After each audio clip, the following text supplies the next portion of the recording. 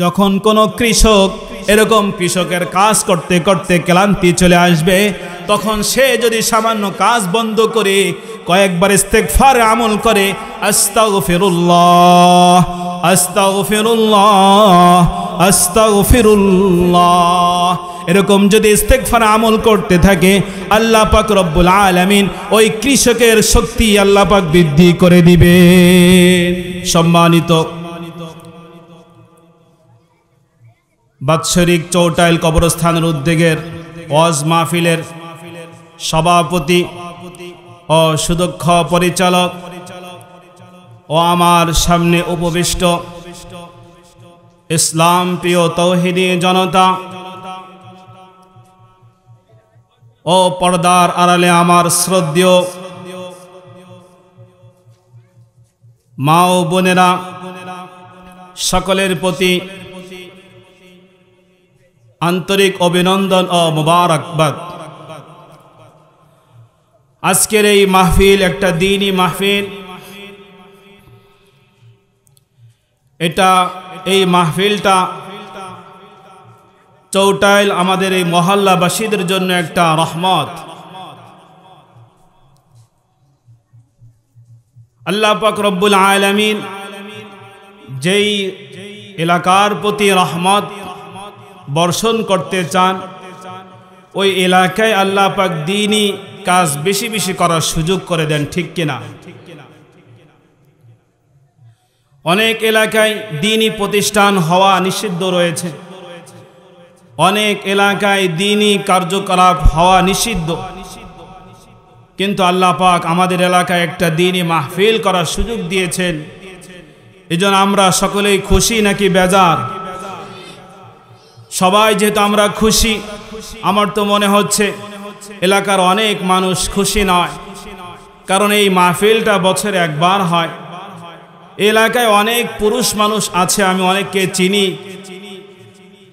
এলাকায় অনেক মুরাব্বিরা আছেন, তেনাদেরকে এই রহমতময় মজলিসে দেখা যাচ্ছে না। এর দ্বারা বোঝা যাচ্ছে ওনারা খুশি নয়, ওনারা হচ্ছে বেজার। কোনো একটা দ্বীনি কাজ হলে যদি আমরা খুশি হই, তাহলে তার একটা প্রতিক্রিয়া দেখা যায়। আল্লাহ পাক রব্বুল আলামিন সাইয়্যিদুনা ইব্রাহিম খলিলুল্লাহ আলাইহিস সালাম, ওনাকে অনেক ভালোবাসেন, অনেক মহাব্বত করতেন। ফলে ভালোবেসে তেনাকে অনেক পরীক্ষা করেছেন। সেই পরীক্ষাগুলোতে, সমস্ত পরীক্ষাতে তিনি এরকম ফার্স্ট হয়েছেন। তো ফার্স্ট হওয়ার ফলে, উত্তীর্ণ হওয়ার ফলে আল্লাহ পাক রব্বুল আলামিন তেনাকে ওই উত্তীর্ণ হওয়ার পরে, যেমন দুনিয়াতে আমরা এরকম ছাত্রদেরকে, স্টুডেন্টদেরকে পরীক্ষা উত্তীর্ণ হওয়ার পরে আমরা কি দেই? উপঢৌকন দেই, যাতে করে সে আরো সামনের দিকে ভালো করে অগ্রসর হতে পারে, তাই না? এই জন্য আমরা উপঢৌকন দিতে থাকি। তো আল্লাহ পাক রব্বুল আলামিন ইব্রাহিম আলাইহিস সালামকে অনেক পরীক্ষা করার পরে তিনি যেহেতু সমস্ত পরীক্ষায় পাশ করেছেন, এই জন্য আল্লাহ পাক ওনাকে অনেক পুরস্কার দান করেছেন। সূরাতুল বাকারার মাঝে অনেক পুরস্কারের কথা আছে।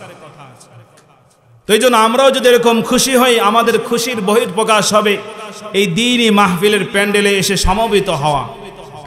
আর আমরা যদি দ্বীনি মাহফিলের প্যান্ডেলে সমবেত হতে না পারি, তাহলে আমাদের খুশির বহিঃপ্রকাশ হবে না। এই জন্য আমাদের কর্তব্য উচিত, আমরা প্রত্যেক মুমিন মুসলমান ভাই এই দ্বীনি আলোচনাগুলো আমলে নিয়ে শোনার চেষ্টা করব ইনশাআল্লাহ। আমি যেই কালামুল্লাহ শরীফ থেকে সূরা নূহ 29 নম্বর পার, সূরা নূহ থেকে 10 নম্বর আয়াত তেলাওয়াত করেছি, এবং মুসলিম শরীফ থেকে একটি হাদিস পাঠ করেছি। এই হাদিসের আলোকে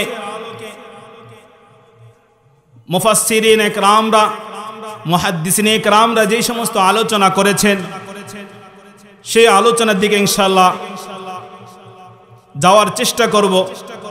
আমরা সকলে মহাব্বতের সাথে শুনব। আমরা যদি কোনো মুমিন মুসলমানকে জিজ্ঞেস করি, আমরা যেহেতু মুমিন মুসলমান, কেউ যদি কোনো অপরাধ করে, অপরাধ করার ফলে তার অপরাধকে আমরা ক্ষমা করে দেই, ক্ষমা চাওয়া ছাড়াই কি ক্ষমা করি, নাকি ক্ষমা চাইলে ক্ষমা করি? অপরাধ করার পরে যদি ক্ষমা চাই, এরপর আমরা কি করি?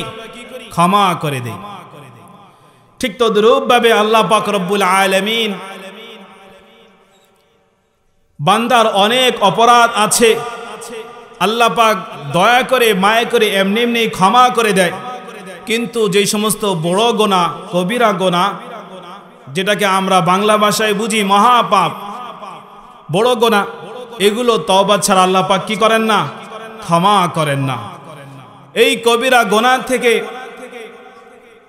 যদি আমরা নিষ্কৃতি পেতে চাই, যদি মুক্ত হতে চাই, নিষ্পাপ মাসুমের মতন যদি হতে চাই, আমাদেরকে অবশ্যই তওবা করতে হবে। কি করতে হবে? তওবা করতে হবে, আল্লাহ পাক রব্বুল আলামিনের কাছে ক্ষমা চাইতে হবে। যদি আমরা ক্ষমা না চাই, আল্লাহ পাক আমাদেরকে ক্ষমা করবেন না।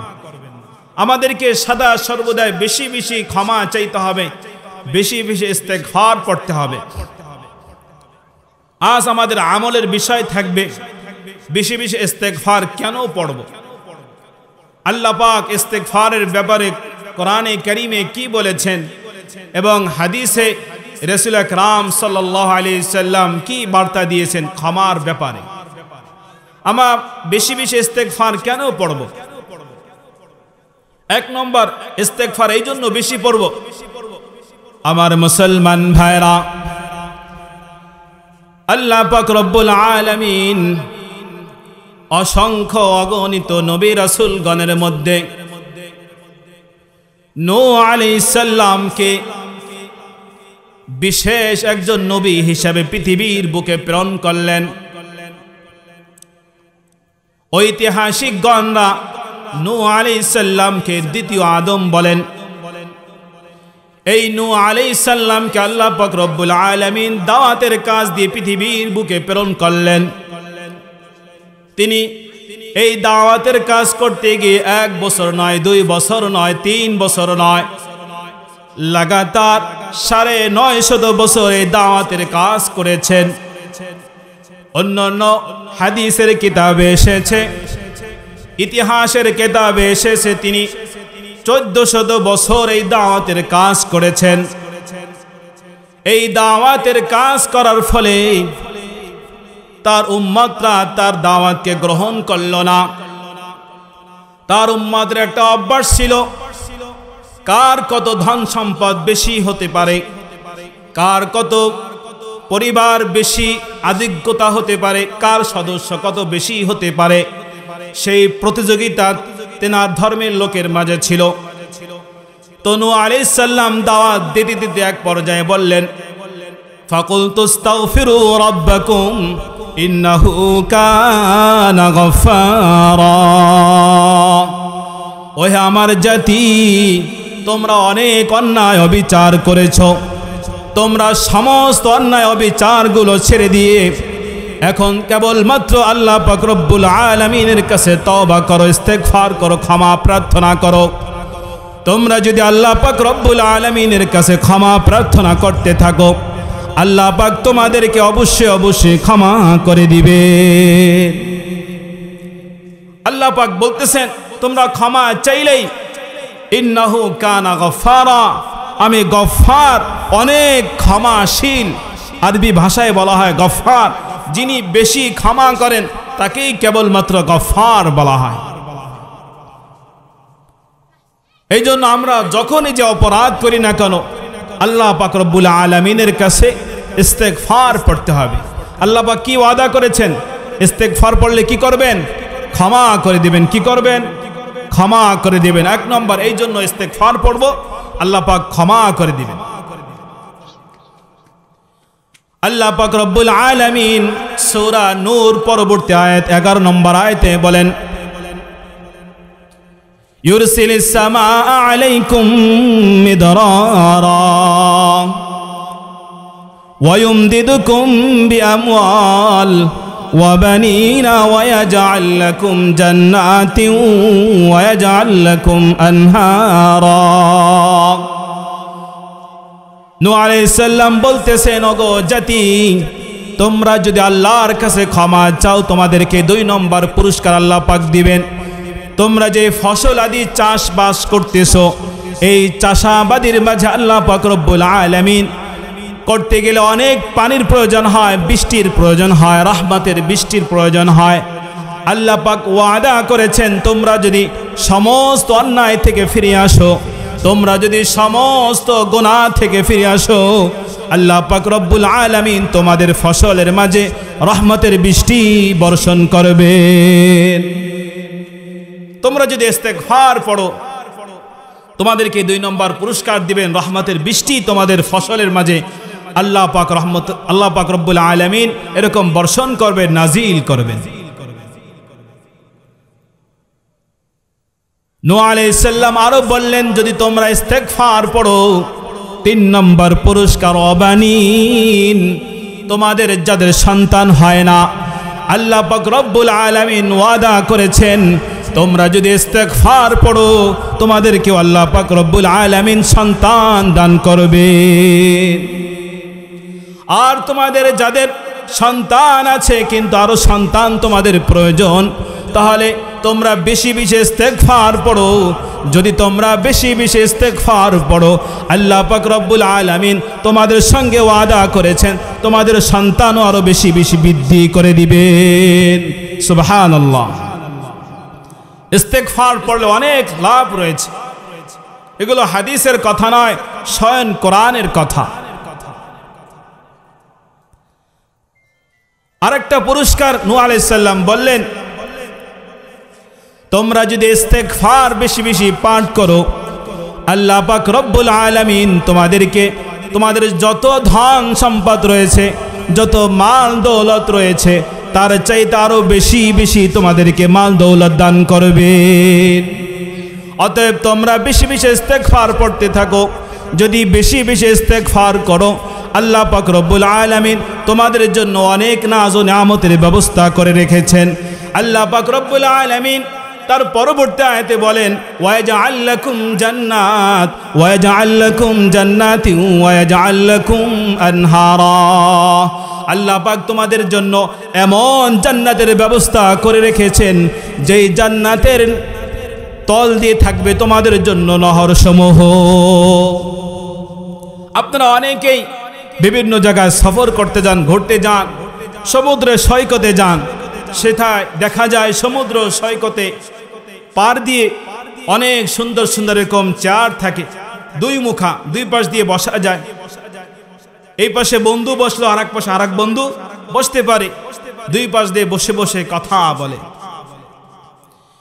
সেখানে অনেক প্রকার অনেক শ্রেণীর লোক যায়, পরিবার যায়, পরিবার লোকের পরিবারবিহীন অন্য লোকরাও যায়। তো দুনিয়ার কেবলমাত্র সমুদ্র সৈকতের পাশে কত সুন্দর সুন্দর বসার জায়গা করে রেখে দিয়েছেন, ওই জায়গাগুলো দেখলে জান্নাতের কথা মনে পড়ে যায়। যারা কোরআন পড়ে, হাদিস পড়ে, তাদের অবশ্যই সেই কথাগুলো মনে পড়বে, অবাক লাগবে। এত সুন্দর সমুদ্র সৈকতের পাশে যখন বসে বসে কথা বলে, খুব সুন্দর পরিবেশ, তাই না? মনোরম পরিবেশ, সুন্দর হিমেল হাওয়া, ঠান্ডা ঠান্ডা বাতাস, অনেক আনন্দ লাগে আলাপ আলাপনের মাঝে।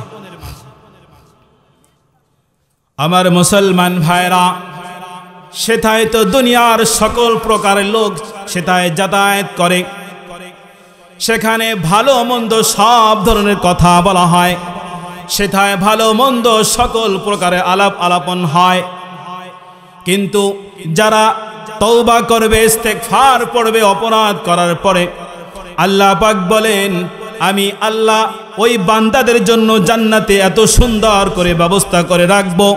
দুনিয়া তো সেই সমুদ্র সৈকতে পচা গান্দা পানি, সেখান থেকে সুগন্ধি বের হয় না, দুর্গন্ধ বের হয়। কিন্তু কাল কিয়ামতের ময়দানে আমি তওবাকারীদেরকে এত সুন্দর সুন্দর জান্নাত দান করব, যেই জান্নাতের তল দিয়ে দুধের নহর প্রবাহিত হতে থাকবে।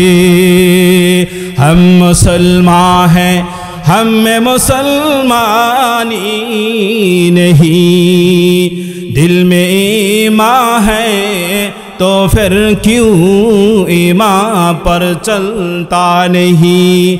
जिंदगी में बंदगी तू करना है, जिंदगी बेबंदगी शर्मिंदा है। কবি বলেন, হে মুসলমান, তুমি তো নামে মুসলমান হয়েছ, কিন্তু তোমার মাথা থেকে পার তালু পর্যন্ত দেখলে মনে হয় না তুমি একজন মুসলমান।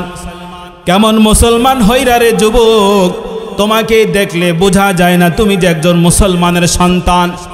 তোমাকে তো এমন হতে হবে যাতে করে তোমার চেহারার দিকে তাকাইলেই শুধু মুসলমান নয়, তোমাকে দেখলে আল্লাহ পাক রব্বুল আলামিনের কথা স্মরণ হবে, নবীর কথা স্মরণ হবে, মুসলমানদের কথা স্মরণ হবে। আজ আমরা মুসলমান, আমাদেরকে দেখলে অনেক কষ্ট লাগে, মায়া লাগে যে আমি কি মুসলমান নাকি মুসলমান না, সেটা চিনতে অনেক কষ্ট হয়ে যায়। এই জন্য আমাদেরকে প্রকৃত পক্ষে খাঁটি মুমিন মুসলমান হতে হবে। জীবনে যত অপরাধ করেছি, অপরাধ করা এটা বড় বিষয় নয়, কিন্তু অপরাধ করার পরে তওবা না করা হচ্ছে অত্যন্ত কঠিন বিপজ্জনক অবস্থা। যখন আপনি অপরাধ করে আল্লাহর কাছে ক্ষমা চাইবেন, আল্লাহ পাক আপনার প্রতি সম্পূর্ণ রহমতের দ্বারগুলো খুলে দিবেন এবং আপনার দিকে রহমতের দৃষ্টিতে তাকিয়ে থাকবেন, আমার বান্দা দেখি কি করে। এই জন্য অপরাধ হয়ে গেলে নৈরাশ হওয়া যাবে না, আল্লাহর কাছে ক্ষমা তাৎক্ষণিক চাওয়ার চেষ্টা করা। যদি তওবা বিহীন আপনি অপরাধ করে, আল্লাহ পাক সকলকে হেফাজত করুক, যদি অপরাধ করে সঙ্গে সঙ্গে মারা যান তাহলে তো খুব কঠিন নাজুক অবস্থা হয়ে যাবে। এই জন্য অপরাধ করার পরে সঙ্গে সঙ্গে তওবা করে নেব, সঙ্গে সঙ্গে ইস্তেগফার করে নেব, ঠিক কিনা? আমাদেরকে বেশি বেশি ইস্তেগফার পড়তে হবে। যদি আমরা বেশি বেশি ইস্তেগফার পড়ি তাহলে আমাদের কি লাভ রয়েছে? আল্লাহ পাক রব্বুল আলামিন অগণিত রাসূলগণের মধ্যে হুদ নবীকেও আল্লাহ পাক তার কওমের কাছে পাঠিয়েছেন। যেই কওমের কাছে পাঠিয়েছিলেন কওমে আদ, ওনাদের কাছে আল্লাহ পাক রব্বুল আলামিন হুদ নবীকে প্রেরণ করেছেন। 12 নম্বর পারায় সূরাতুল হুদের 52 নম্বর আয়াতে বলেন, ওয়া কওমিস্তাগফিরু রাব্বাকুম ওয়া কওমিস্তাগফিরু রাব্বাকুম, ওহে আমার কওম, ওহে আমার জাতি, তোমরা আল্লাহর কাছে বেশি বেশি ইস্তেগফার পড়ো। কওমে আদের লোকরা বললেন, ওগো নবী, আমরা যদি বেশি বেশি ইস্তেগফার করি আমাদের কি লাভ হবে? নবী হুদ আলাইহিস সালাম বললেন, ইউরসিলিস সামাআ আলাইকুম মিদরারা, তোমরা যদি আল্লাহর কাছে ক্ষমা চাও, তোমরা যদি আল্লাহর কাছে তওবা করো, আল্লাহ পাক রব্বুল আলামিন তোমাদের ফসলের মাঝে বৃষ্টি বর্ষণ করবে। আর কি লাভ হবে? হুদ আলাইহিস সালাম বললেন, তোমরা যদি তওবা করো, ইস্তেগফার পড়ো, সমস্ত অন্যায় থেকে যদি তোমরা ফিরে আসো, একমাত্র আল্লাহ পাক রব্বুল আলামিনের দরবারে যদি তোমরা চলে আসো, আল্লাহ পাকের ইবাদত বন্দেগী যদি তোমরা করো, তোমরা যেই বিষয় নিয়ে গর্ব করো সেই বিষয় তোমাদেরকে আল্লাহ পাক রব্বুল আলামিন অনেক বৃদ্ধি করে দিবেন। কওমে আদের অভ্যাস ছিল, এক একটা জাতি গোষ্ঠীর অভ্যাস থাকে, ওরকম ভাবে কওমে আদের একটা অভ্যাস ছিল। কওমে আদ যে সবচাইতে নিম্নমানের ছিলেন, তার লম্বা হবে 100 হাতের মতন। তাফসিরে এসেছে যিনি সবার চেয়ে খাটো তিনি কত হাত? 100 হাত লম্বা। আর যিনি একদম হাই লেভেলের লম্বা তিনি 400 হাত পর্যন্ত লম্বা ছিলেন। সুবহানাল্লাহ, কত হাত? 400 হাত পর্যন্ত লম্বা। তো এই কওমে আদের যুগে প্রথা ছিল কার কত শক্তি, কার কত শক্তি দেখাইতে পারে, কার কত শক্তি আছে সেটা নিয়ে বাহাদুরি চলত। এই জন্য কওমে আদের ইতিহাস পড়লে দেখবেন তারা পাহাড় কেটে কেটে, অনেক লম্বা লম্বা পাহাড়, সেগুলো কেটে কেটে তারা ঘর বাড়ি বানিয়েছে। ও আমার মুসলমান ভাইরা, এই কওমে আদের প্রতিযোগিতা ছিল কার চাইতে কার শক্তি বেশি, কে কার চাইতে বেশি বাহাদুর। এই বাহাদুরের প্রতিযোগিতা হতো। ওই সময় হুদ আলাইহিস সালাম তাদের কাছে যখন দাওয়াত নিয়ে গেলেন, কওম তারা আবদার করলেন, ওগো নবী, আমরা তো তওবা করব, ইস্তেগফার পড়ব, আপনার কথা অনুযায়ী আমল করার চেষ্টা করব, আমাদের কি লাভ হতে পারে আপনি বলুন। আল্লাহ পাক রব্বুল আলামিন ওয়াদা করলেন, তোমরা যদি তওবা করো তাহলে আমি আল্লাহ ওয়ায়াজিদুকুম কুওয়াতান ইলা কুওয়াতিকুম ওয়ালা তাতাওয়াল্লাউ মুজরিমিন। তোমরা যদি তওবা করো, ইস্তেগফার পড়ো, আমি আল্লাহ তোমাদের যার যতটুকু শক্তি রয়েছে তার চাইতে দ্বিগুণ শক্তি আমি তোমাদেরকে বৃদ্ধি করে দিব। তাহলে ইস্তেগফার পড়লে আল্লাহ পাক কি ওয়াদা করেছেন? শক্তি বৃদ্ধি করে দিবেন। ইস্তেগফার পড়লেই শক্তি বৃদ্ধি হবে। আজ আমরা শক্তি যোগানের জন্য অনেক সময় অনেক ওষুধ সেবন করে থাকি, বিভিন্ন ভিটামিনের ওষুধ খেতে থাকি শক্তি যোগানের জন্য, কিন্তু দেখা যায় ওষুধ খাওয়ার পরেও শরীরে এনার্জি আসে না, দুর্বলতা থেকেই যায়। আপনি যতই ঔষধ খান, যদি আমল না করেন, সুন্নাত মোতাবেক যদি না চলেন, শক্তি কোত্থেকে আসবে? খুব ভালো করে শোনার চেষ্টা করুন, আমলের নিয়তে শুনবেন। মুফাসসির ইকরামরা বলেন, আল্লাহ পাকের ওয়াদা অনুযায়ী কোনো ব্যক্তি যদি কোনো কর্ম করতে গিয়ে সম্বলহীন হয়ে যায়, শক্তিহীন হয়ে যায়, দুর্বল হয়ে যায়, আপনি অনেক দূরে গিয়েছেন, আপনার গাড়িতে করে আসার টাকা নাই, শেষ হয়ে গিয়েছে, বাজার থেকে বাড়িতে আসতে হবে হেঁটে হেঁটে, পকেটে টাকা নাই। মুফাসসির ইকরামরা বলেন, ওই ব্যক্তি যদি ইস্তেগফার পড়তে পড়তে বাড়ির দিকে পা যদি হাঁটি হাঁটি পা অগ্রসর করে, আল্লাহ পাক রব্বুল আলামিন তার হাঁটার মাঝে শক্তি দান করে দিবেন। শক্তি কি করবেন? আল্লাহ পাক বৃদ্ধি করে দিবেন। তাহলে যখন আমরা এরকম পকেটে টাকা শেষ হয়ে যাবে, হাঁটতে যখন চাইব, তখন ইস্তেগফারের আমল করি, আল্লাহ পাকের ওয়াদা অনুযায়ী আপনার শক্তি আল্লাহ পাক বৃদ্ধি করে দিবেন। কোন কৃষক যদি ক্ষেত খামার করতে গিয়ে প্রচন্ড রোদের কারণে ক্লান্ত হয়ে গিয়েছে,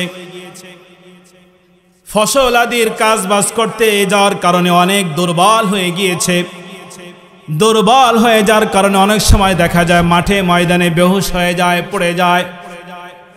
মুফাসসিরিন ইকরামরা বলেন, আল্লাহ পাকের কথা অনুযায়ী, আল্লাহ পাকের ওয়াদা অনুযায়ী যখন কোনো কৃষক এরকম কৃষকের কাজ করতে করতে ক্লান্তি চলে আসবে, তখন সে যদি সামান্য কাজ বন্ধ করে কয়েকবার ইস্তেগফার আমল করে, আস্তাগফিরুল্লাহ আস্তাগফিরুল্লাহ আস্তাগফিরুল্লাহ, এরকম যদি ইস্তেগফার আমল করতে থাকে, আল্লাহ পাক রব্বুল আলামিন ওই কৃষকের শক্তি আল্লাহ পাক বৃদ্ধি করে দিবেন। তাহলে আমরা কর্ম যখন করতে যাব, ক্লান্তি যদি চলে আসে, তাহলে কি আমল করব? ইস্তেগফার পড়ব, আস্তাগফিরুল্লাহ। বলেন আস্তাগফিরুল্লাহ আস্তাগফিরুল্লাহ। আমরা ইস্তেগফার পড়তে থাকি, অনেক সময় অনেকে আস্তাগফিরুল্লাহ পড়ে ফেলে। আমরা চিন্তাও করি না, অনেকে বাংলা দেখে ইস্তেগফার পড়ি, আস্তাগফিরুল্লাহ। আস্তাগফিরুল্লাহ পড়লে যে কি অর্থ আসে কখনো চিন্তাও করি নাই। আস্তাগফিরুল্লাহ যদি পড়ি, তাহলে আমার এই অর্থ হবে, ওগো আল্লাহ আপনি আমাকে কাফের বানিয়ে দেন, নাউযুবিল্লাহ। তাহলে আস্তাগফিরুল্লাহ পড়া যাবে না, কি বলতে হবে? আস্তাগফিরুল্লাহ, গয়ন উচ্চারণ করতে হবে, গ, আস্তাগফিরুল্লাহ পড়তে হবে। তাহলে কৃষক যদি এরকম কাজ করতে করতে ক্লান্তি তার চলে আসে, সে কি পড়বে? ইস্তেগফার পড়বে।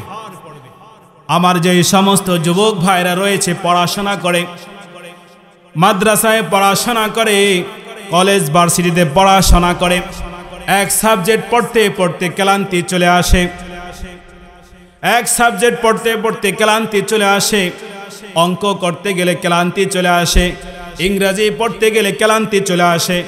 মুফাসসিরিনে কেরামরা বলেন, আল্লাহ পাকের কথা অনুযায়ী, ওয়াদা অনুযায়ী কোন ছাত্র এবং কোন তলবে ইলম, কোন স্টুডেন্ট যদি পড়ার ফাঁকে ফাঁকে যদি ক্লান্তি যখন চলে আসবে, তখন যদি নিয়মিত কয়েকবার ইস্তেগফার পাঠ করে, আল্লাহ পাক রব্বুল আলামিন ওয়াদা করেছেন ওই স্টুডেন্টদের, ওই তলবে ইলমদের আল্লাহ পাক রব্বুল আলামিন শক্তি দান করে দিবেন।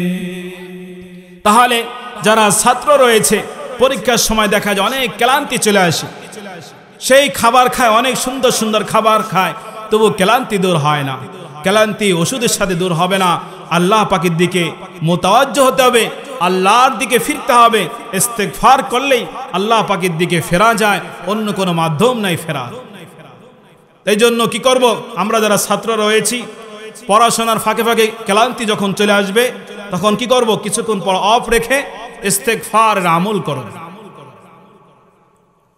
আমাদের বাসা বাড়িতে যেই সমস্ত মা বোন রয়েছেন, সংসারের কাজ করতে করতে অনেক ক্লান্তি চলে আসে, ছেলে মেয়েকে প্রস্তুত করে দিতে দিতে অনেক ক্লান্তি চলে আসে, স্বামীকে প্রস্তুত করে দিতে দিতে অনেক ক্লান্তি চলে আসে।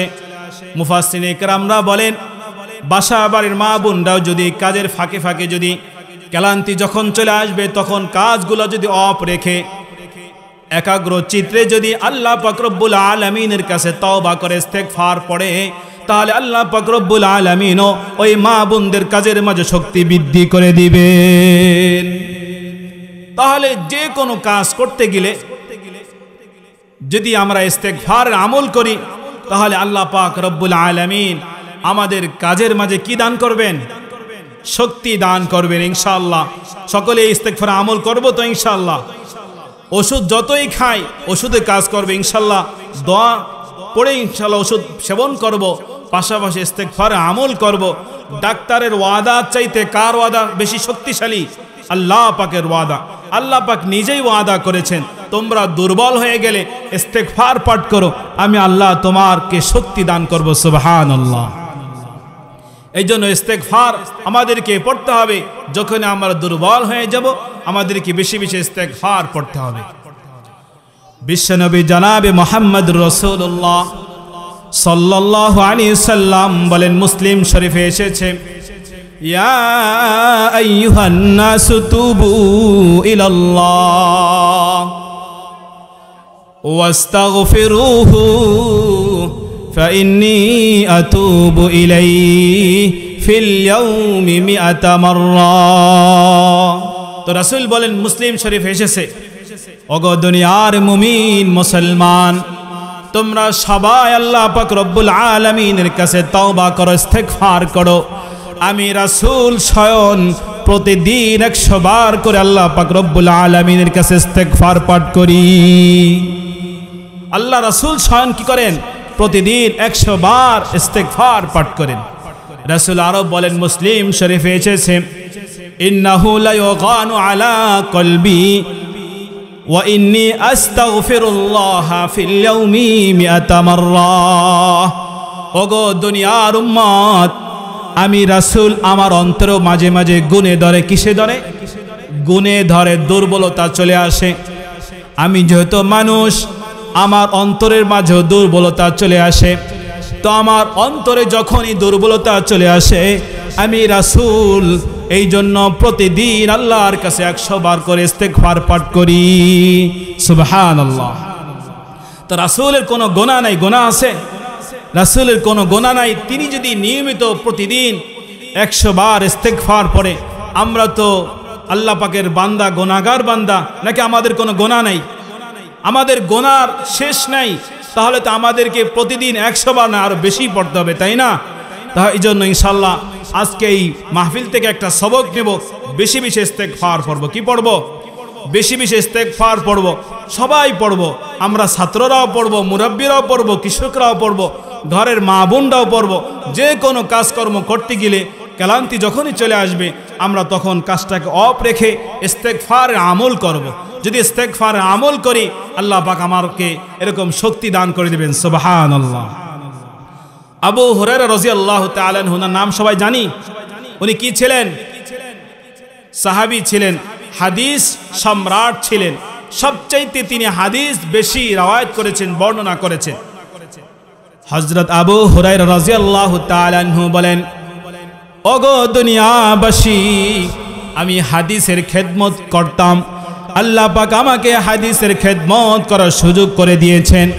এই হাদিসের খেদমত যখন আমি করতাম, করতে করতে অনেক সময় ক্লান্তি হয়ে যেত আমার। এই জন্য আমার কর্মগুলো অফ রেখে, বন্ধ রেখে আমি সঙ্গে সঙ্গে 12,000 বার ইস্তেগফার পাঠ করতাম। আবু হুরায়রা কতবার? 12,000 বার ইস্তেগফার পাঠ করতেন। আমরা কি প্রতিদিন 100 বার করি? 100 বারও হয় না। তাহলে তিনি হাদিস সম্রাট হওয়া সত্ত্বেও যদি 12,000 বার প্রতিদিন ইস্তেগফার পড়তে পারেন, শুধু প্রতিদিন না, কোনো কাজের মাঝখানে ক্লান্তি আসলেই তিনি কতবার পড়তেন? 12,000 বার। তাহলে আমাদের কতবার পড়তে হবে? আমাদের তো আরো বেশিই পড়তে হবে। তিনি সাহাবী ছিলেন, আল্লাহ পাক তেনাদেরকে মাফ করে দিয়েছেন। সাহাবীরাও আল্লাহর উপর খুশি, আল্লাহ পাকও সাহাবীদের উপরে খুশি, তারা জান্নাত প্রাপ্ত সাহাবী। এই জন্য তারা যদি 12,000 বার পড়ে আমাদের আরো বেশিই পড়তে হবে, তাই কি না? হ্যাঁ, আমাদের আরো বেশিই পড়তে হবে। হুযায়ফাতুল ইয়ামান রাদিয়াল্লাহু তাআলা আনহু রাসূল আকরাম সাল্লাল্লাহু আলাইহি সাল্লামের দরবারে গেলেন, যে বললেন, ইয়া রাসূলুল্লাহ, ইয়া হাবিবাল্লাহ, কানা ফি লিসানি যরাবুন আলা আহলি। আমি আমার পরিবারের কাছে যখন যাই আমার মেজাজ গরম হয়ে যায়, আমার মাথা সদা সর্বদা গরম থাকে, আমার মাথা কখনো ঠান্ডা থাকে না। ওগো রাসূল, আপনি এমন কিছু আমাকে আমল দেন যাতে করে আমার পরিবারের সঙ্গে আমি সুন্দর ভাষায় কথা বলতে পারি, যেন আমি প্রতিটা মানুষের সঙ্গে সুন্দরভাবে কথা বলতে পারি, যেন আমার মাথা কখনো গরম না থাকে। রাসূল বললেন, তুস্তাগফিরুল্লাহ 70 মাররা। ওগো হুযায়ফা, তুমি প্রতিদিন 70 বার করে ইস্তেগফার পাঠ করো।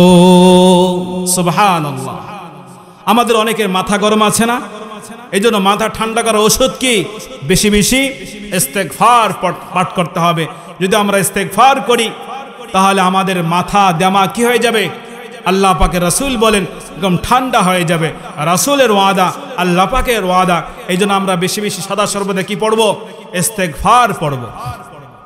যদি আমরা ইস্তেগফার পড়ি তাহলে অবশ্যই অবশ্যই আল্লাহ পাক আমাদেরকে এরকম আমলের মাঝে, কর্মের মাঝে বরকত দান করবেন। এই জন্য আমরা সবাই সদা সর্বদা বেশি বেশি ইস্তেগফার পড়ব। এই জন্য যখনই দোয়া করব, প্রথমে কার জন্য দোয়া করব? নিজের জন্য, এরপরে পিতা মাতার জন্য।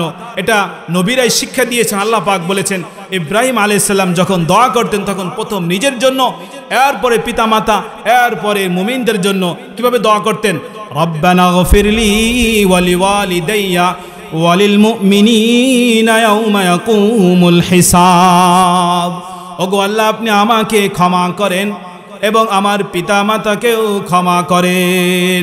এই জন্য আমরা নিজের জন্য দোয়া করব, আমার পরিবার পরিজনের জন্য দোয়া করব। এই জন্য কোরআন এইভাবে শিক্ষা দিয়েছেন, আগে নিজের জন্য, এরপরে কার জন্য? পরিবার পরিজনের জন্য। হাদিস শরীফ আসছে, সন্তানরা যখন তার পিতা মাতার জন্য এরকম দোয়া করবে, ইস্তেগফার পড়বে, হাদিস শরীফ আসছে, ইন্নাল্লাহা লা ইরফাউদ দারাজাতা ফিল জান্নাহ। আল্লাহ পাক রব্বুল আলামিন কাল কিয়ামতের ময়দানে। তো যাই হোক ভাই, ইস্তেগফারের আমল করব। অল্প সময়ের কারণে সামান্য আলোচনা করা হলো। সর্বোপরি কথা হচ্ছে, আমি যে কোনো পেরেশানিতে পড়ি না কেন, বিপদে পড়ি না কেন, আমাকে ইস্তেগফার পড়তে হবে। মুহাদ্দিসিনে কেরামরা বলেন, লা তুফাক্কির কাসীরান, তোমরা যখন টেনশনে পড়ে যাও, বিপদে পড়ে যাও, চিন্তা করো না। ইস্তাগফির কাসীরান, যখনই এরকম টেনশন আসবে বেশি বেশি ইস্তেগফার পড়ো। ইস্তেগফার পড়লে কি লাভ? ফাল্লাহু ইয়াফতাহু বিল ইস্তিগফারি আবওয়াবার রাহমা। যখন কোন মুমিন মুসলমান বেশি বেশি ইস্তেগফার পাঠ করবে, আল্লাহ পাক রব্বুল আলামিন বলেন, আমি ওই বান্দার ইস্তেগফার পাঠ করার কারণে আমি রহমতের দুয়ারগুলো তার জন্য খুলে দেই। সুবহানাল্লাহ। তাহলে যখন টেনশন আসবে আমরা কি করব? ইস্তেগফার পড়ব। আমরা আজ বোকা, যখন টেনশন আসে তখন টেনশন করতে করতে হতাশ হয়ে যাই।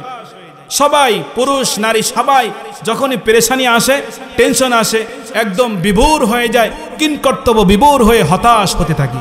এই জন্য হতাশ হওয়ার কোনো কারণ নেই, হতাশ হওয়া যাবে না। বেশি বেশি আমরা কি পড়ব? ইস্তেগফার পড়ব। এই জন্য আমরা ইস্তেগফারে আমল করব। আল্লাহ পাক রব্বুল আলামিন আমাদের সকলকেই সদা সর্বদাই বেশি বেশি ইস্তেগফার পাঠ করার তৌফিক দান করুক। ওয়া আখিরু দাওয়ানা আলহামদুলিল্লাহি রাব্বিল আলামিন। আসসালামু আলাইকুম ওয়া রাহমাতুল্লাহি ওয়া বারাকাতুহু।